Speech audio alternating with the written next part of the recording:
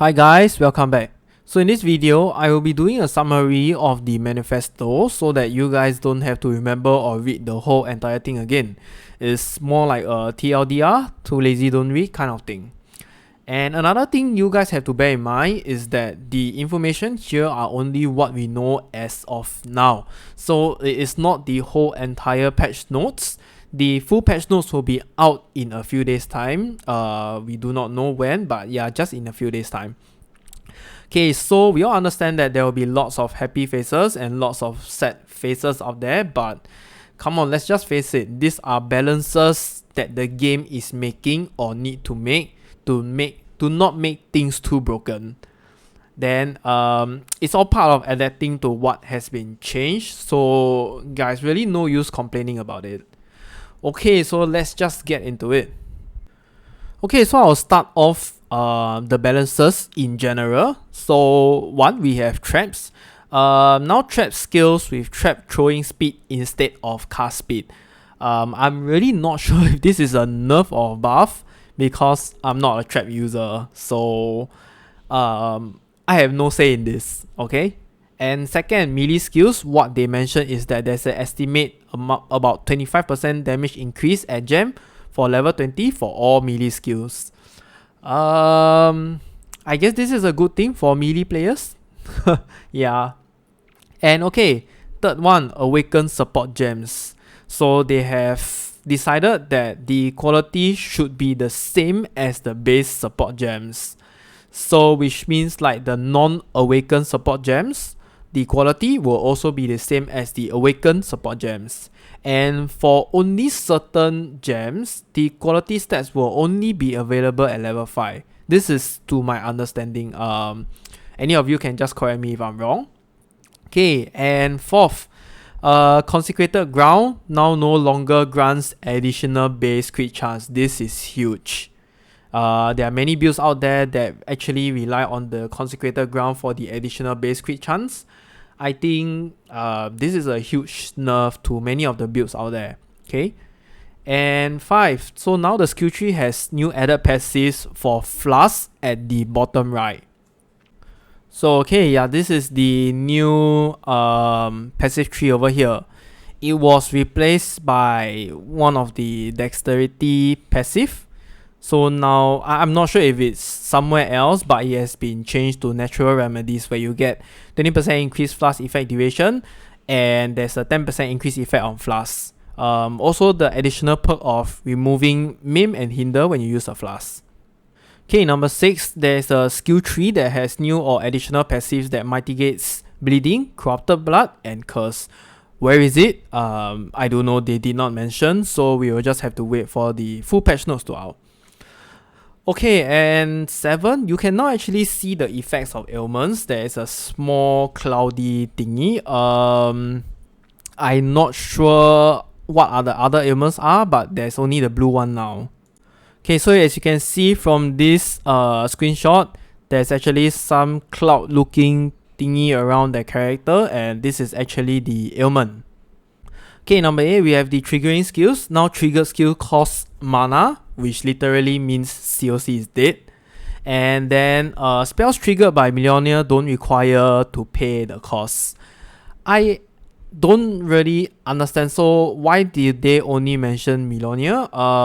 Is it the same with Cosplay? I am not sure, but yeah, it really doesn't matter actually if the cast on crit support gem is like kind of dead. Okay, and number 9, for build modifiers, now no longer counted as crafted modifiers. Iceland crafting benches also now remove a random modifier first. And the last one will be the dual attribute modifiers can no longer be rolled with other modifiers that grant flat amount of attribute at the same time. I'm really not sure how this is going to affect the end game, but I suppose for those of you crafters out there that rely heavily on this is actually quite big, right? Yeah, okay, so number 10, Abyss Jewels now no longer be able to roll modifiers that grant chance to gain onslaught on Q, which means no more onslaught for you. Hollow Palm decrease in attack speed from 60% to 40%. And then number 12 will be the unarmed staffs, which is like Facebreaker, Doriani's Freeze, Rewards Curse, and Hollow Palm. There is they mentioned that there's a change or decrease in value, but how much change or what has changed, they did not mention. Okay, next up, the most terrible one for most people, I think, is the Flask changes.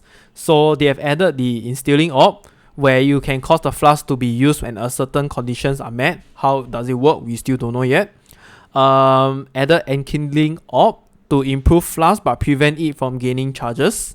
So they did actually mention that, example like Dying Sun, if you were to use Enkindling Orb, it will have 3 projectiles instead of 2. But then the bad side is you will not get gain charges. So my thinking about this is, what if I were to use 2 Dying Sun? So of course with 2 Enkindling Orb, right? So one will gain charges and one will not. How well does that go? Since now Flask is more like your utility go-to, I don't know. Okay, and they added a Corundum Flask where it grants 30% increased stun threshold, and you cannot be stunned if you have been stunned during the Flask effect. I am really not sure what's the purpose of this. Like, if you are going to use Chayula's necklace or whatever, then this is not really useful, right? Okay, and then next there's an added Gold Flask that grants 30% increased rarity of items found. Are they like trying to just find some ideas to slot in? I'm not sure. Okay, and here comes the thing. Using a Flask that removes curse no longer grants immunity. So if you are using a build that cannot run on curse map, I guess you have to start rolling those maps modifier that has curse. Okay, and using a Flask that removes ailments only provide 1 second immunity. This only applies if you remove the ailment. So which means you're not able to spam the Flask again to be immune. What I understand from here, I think it means that you need to wait for the Flask duration to end before you are able to use it again. So let's say if the Flask duration is 5 seconds, you're immune to 1 second and you will not be immune for the next 4 seconds.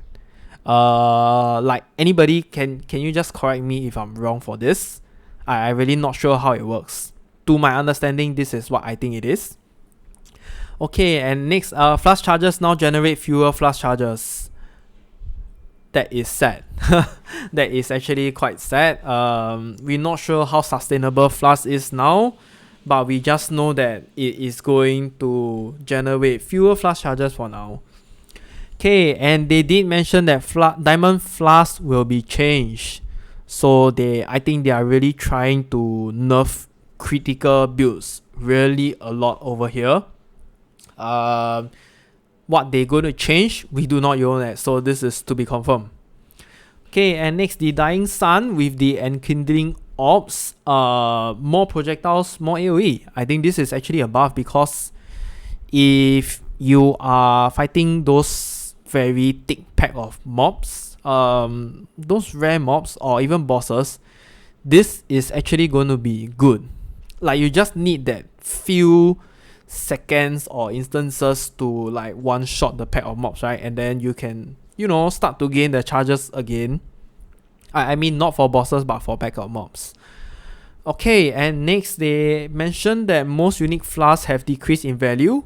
What unique flasks have changed or what have decreased in value, we do not know yet.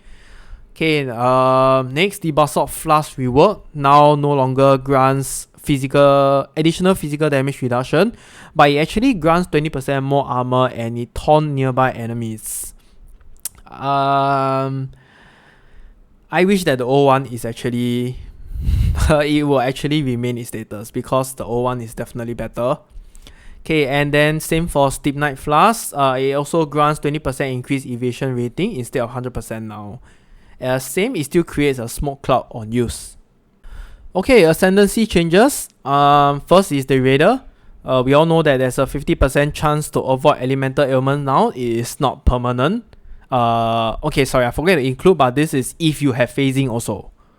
which most likely you have because you are moving along that line of ascendancy. And then there is another one with rapid assault, now no longer provides permanent onslaught. I have really no idea why was this removed, but yeah, that is the big nerf on Raider, okay? And now small passives that grant movement speed actually now grants elemental damage. I think this is a buff for Raider because it grants damage, right? Since the movement speed only grants 4%.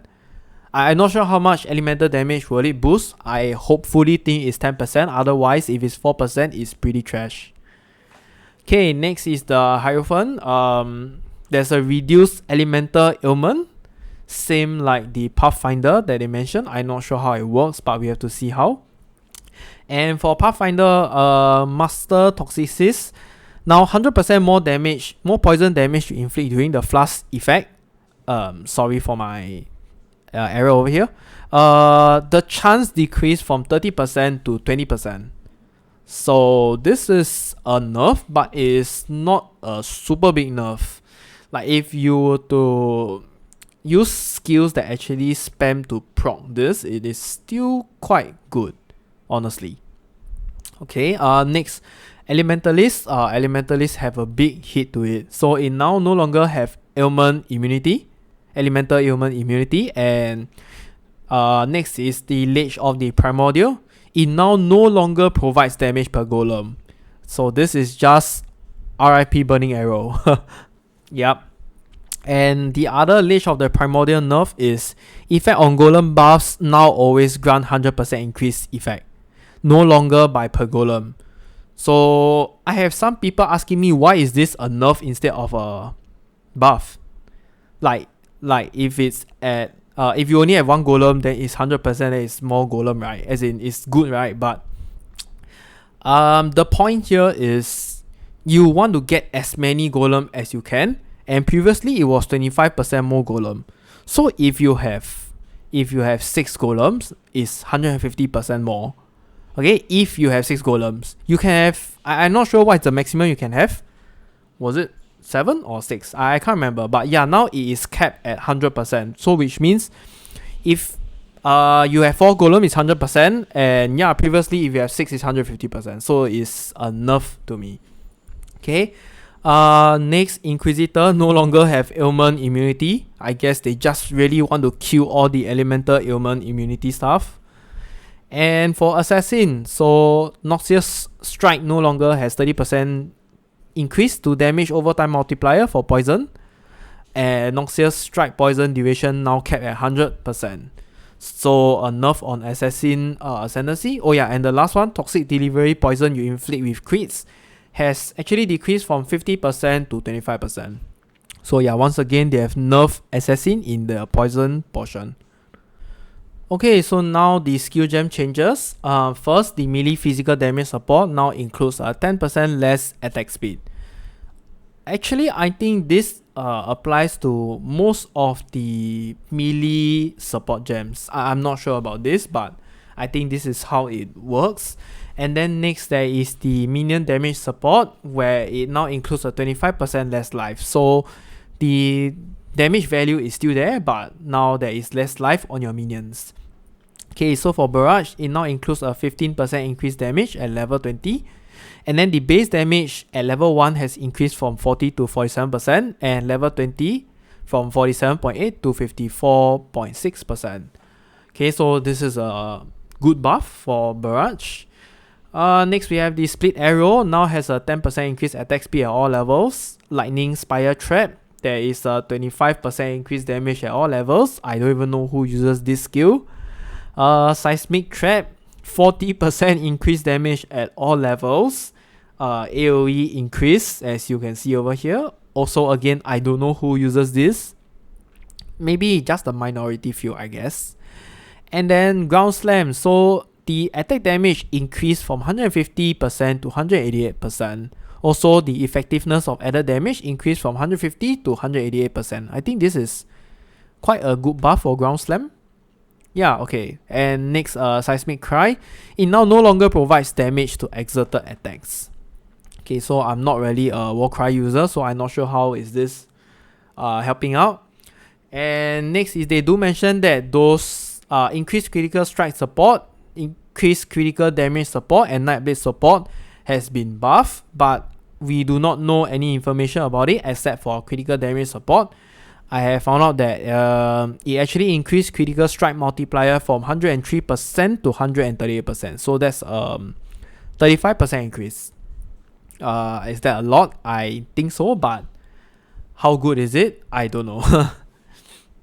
Okay, next is the Archmage support. So this skill have been hit quite horribly. Supported skills base mana cost decreased from 6% to 5%. Supported skills added lightning damage decreased from 108% to 60%. That is a very huge nerf. Next, we have the greater multiple projectile support.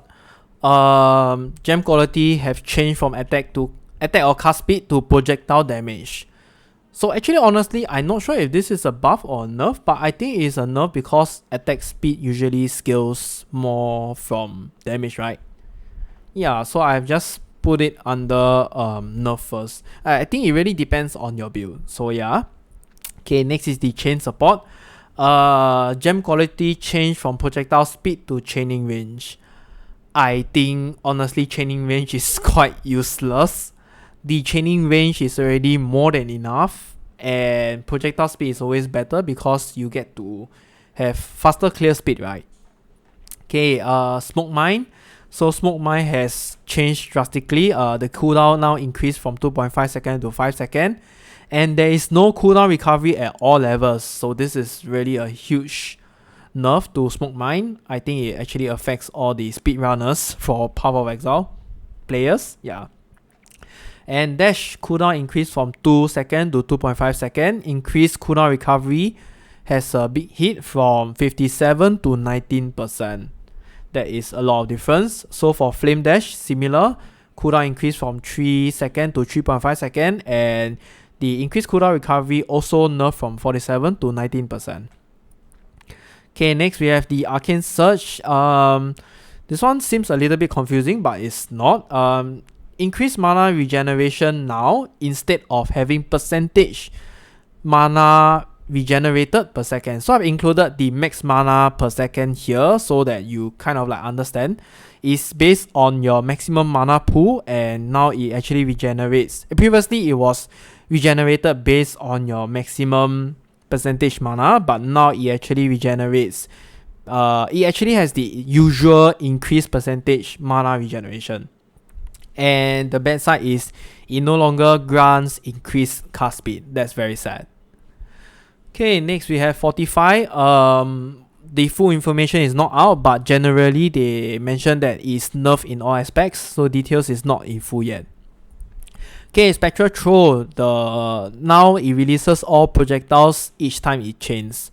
Sorry, I'm not a Spectral Shield. I'm not a Spectral Shield Throw user, so I really don't know how this is a buff, a nerf, I'm not sure. But I know that no longer grants critical strike chance per energy shield is definitely a nerf. And Blade Blast, so AoE has been reduced by how much they didn't mention. And it no longer unnerves on hit. This is actually quite big because unnerves will give you 10% more damage. Next, Firestorm, it grants 20% more damage at gem level 20. And the first impact damage increased from 250% to 325%. That's a 75% increase. So for those of you out there that, you like some meteor strikes or something like that, you can go and try it out. Okay, Shock Nova. Now the ring no longer deals 50% less damage. So it's the full 100% damage now. Explosive Arrow. Increased damage with hits and ailments per explosive arrow from 3% to 5%. I think this is quite awesome for people that play Explosive Arrow. And Artillery Ballista now grants 10% more damage at all levels. Okay, continuing on. Ice Storm increased cold damage per 10 intelligence from 2 to 4. Became to 3 to 5. And Body Swap increased base radius from 10 to 14. I think not important. Spark, now it deals more damage, base damage, but reduced damage growth per level increase. So it's from 40% to 10%, and it works like some diminishing effect. Storm Burst, increase radius by +2, not important, but I'll just include. Soul Rend, similar to Spark, now it deals small base damage, but reduce damage growth per level increase. The only difference is for Soul Rend is from 20% to 10%. Okay, Storm Core now grants 25% more damage at level 20. For Lightning Tendrils, Strong Pulses damage increase from 50% to 100%. And Lightning Arrow, so now it no longer has any increases to shock effect. The buffs are shocking enemies as though dealing damage increase from 195% to 290%. That is a very huge buff to Lightning Arrow. So on top of that, there is an increased base damage at level 1 from 110% to 130%. And at level 20 is 134% to 154%. So Lightning Arrow just got a huge surge of increased damage. I don't know why, but yeah, it just so happened to be it. Okay, Rolling Magma, increased damage growth per level. Not sure on the exact details. So it also deals 20% more damage at level 20. And for Discharge, cold damage per frenzy charge, they mentioned there is an estimated increase of 22% damage. For the full details, I do not know yet. Okay, Split Arrow, increase attack speed from 100 to 110%. And then lastly, Flame Blast, increase spell damage for each stages from 110% to 130%. And Val Flame Blast, increase spell damage for each stages from 120% to 140%.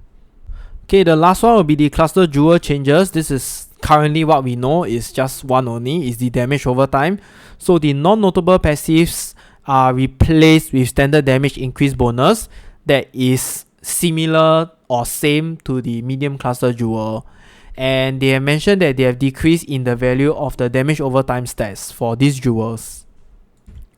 Okay guys, so here are my thoughts on the overall 3.15 manifesto. First of all, Consecrated Ground no longer grants additional base crit. I think is a very huge thing because there are actually a lot of builds that rely on the Consecrated Ground for the base critical strike chance, right? So a little bit of RIP to Bottle Fate as well, I think, since Bottle Fate generates Consecrated Ground. Not sure about that, but yeah, just a little bit probably.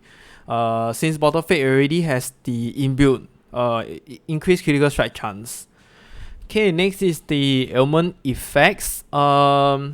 As in, I'm talking about the animated effects. So it's nice to see that they implement something to show us the ailment effects. Like now it has this cloudy light thingy with the colors. So the ones that they have only showed is blue color. So I assume blue color is for chill. And then red is probably for ignite. And then I think purple is for shock. Well, they haven't released the others. So there was only blue color. And I don't want to... I don't want to confirm this kind of things. So yeah, let's just keep it that way first. And next is the triggering skills. They have changed it just, I think, to kill cast on crit. Like the only possible way I see to play cast on crit is through mana builds now. As in the way I say it. Ascendant probably. Those Ascendant cast on crit. Because it just eats too much mana. Like example, I have actually calculated Ice Nova cast on crit Cyclone. So Ice Nova costs about 24 mana each time, and in 1 second you can probably proc about 7 Ice Nova. So 7 times 24 is about 168. Shit, my maths fail. Okay, but yeah, it's around there. Okay, and this is excluding the support skills and excluding the Cyclone. How are you going to sustain, like, let's say approximately 200 plus mana per second? That's insane. There's no way you can sustain that kind of mana. So yeah, it's just out there to kill the cast on crit, unless you are probably using just Cost Spree and I don't know, Millonia to do the cast on crit. There probably won't be enough damage. So yeah, I think RIP cast on crit. Okay, next is I think that Facebreaker might be a thing if they don't nerf it too much, because first is the new skill, the Flask explosive concoction or something like that, and then next is shield crush, all of them. So with all the new unarmed stuffs, I think face breaker might be a thing. I'm not sure about that. This is just me speculating. Okay, and next is, this is what everybody is worried about. Flask is a huge change to the meta game. Definitely, I'm pretty sure everybody will be like, what the fuck on it now. So yeah, but honestly, I think it's a good change. Like, the Flask acts like a potion in other RPG games, right? They are not meant for you to be spammed, like to grant permanent immunity or give you buffs that have permanent uptime. That is not the way how Flask or potions work. Do you ever see like any other RPG game where your Flask or your potion is always uptime? It acts like a permanent skill for you to click. It doesn't work that way in other RPG games. So I think it's a good change. We just need to adapt to it. And yeah, if you don't agree with me that Flasks are just super powerful in POE, I think you have not played POE enough. Okay, and the next is, I really do not understand. Raider class, why is onslaught removed? Like, it is completely removed. Like, why the F will you remove the permanent onslaught? So it kind of defeats the purpose of the class now, because the class is meant to be fast.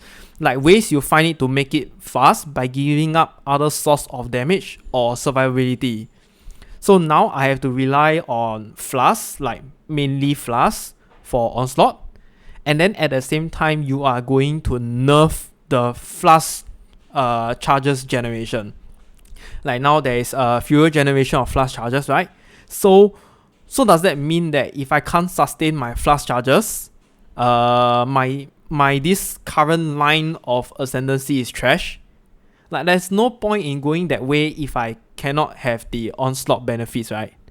It will be like a empty line of skill. So yeah, in my opinion, I think the changes to Raider has make it really trash now. Like, including the ailment nerfs. I'm not really sure, but this is just my opinion. And next will be Pathfinder might be king. With all the reworks and nerfs to the Flask, I think it's kind of expected that people will start looking for ways to sustain Flask charges, just to make use of all the passive to rely on Flask, and then just boost their way through everything. Because we all know Flask is super strong. So what if they nerf all the Flask and we look for ways to increase all the Flask effects again and then make it like powerful again? And on top of that, don't forget that Pathfinder might just be one of the ways that we can have full uptime on Flask again. So nothing surprising over here. And then next is Assassin. So Assassin on the poison side has been nerfed once again. So is Pathfinder going to be the new way for poison, since Flask is going to be awesome again? And then Pathfinder has this passive skill tree that increase 100% poison damage, right? Even though it's a chance, but the amount that you can proc it is probably quite awesome. So yeah. And okay, for skill gems, I think the both skills, whether be it support or the active skill gems, seems to have the most buff for now. Relatively, I think a lot of common ones like Barrage, greater multiple projectiles. Yeah. Okay, then next, there's actually not much information on minions. So does that mean that minion builds are safe? I really don't know. It really depends on the full patch notes that will be out in a few days' time. But I'm really not sure why they did not mention minions a lot, because we all know that Spectra is one of the meta builds that was in last season. Like, so many people are playing the Spectra build and the range one. Yeah. Okay, next is the best unexpected buff is probably Lightning Arrow. There is too much buff to it. Yeah, so I mean, from a whopping 195% damage from your shop increased to a 290%. That is nearly like 100% increased damage buff. That is a lot. Yeah, I did not expected that. We'll see how it goes, because then again it's lightning arrow. Okay, and the most unexpected nerf is probably Archmage support. I feel that this skill is super popular, like this support gem is super popular, and they have nerfed it way too much. Like the original damage increase was 108%, and they nerf it like 60% now, so that's a 48% decrease. That is a lot. On top of that, there is this base mana reduction cost, right? As in the base cost of your mana reduction from 6 to 5% now. So I don't even know if people will use back Archmage support, like if it's even still a thing. Like, yes, it can be probably still quite awesome, but you have to most likely scale your mana extremely high. Like, it's no longer like the 4000 threshold, more than enough for you to get all your damage you need. I don't know, probably we'll need like 8000 mana now. I'm not sure. Yeah, that's my take on the current 3.15 manifesto. Okay, so that's all for the summary of the manifesto. For those of you out there that are actually waiting for my minion league starter for 3.15, I think it's more towards the carrion golems. I think it's actually still too early to release it because of all the insane changes they are making to this league. So like the full patch notes is still not out. I'm pretty sure there are other skill gems that are nerfed out there. And so yeah, I don't want to be doing an emergency video again to change the path of building. So until the full patch notes are out, I will just try my best to amend whatever is necessary after they are out, and I will post it as soon as possible. Okay, so once again, thank you for watching. Do remember to hit the like and subscribe button if you would like to see more content from me. Thank you. Bye.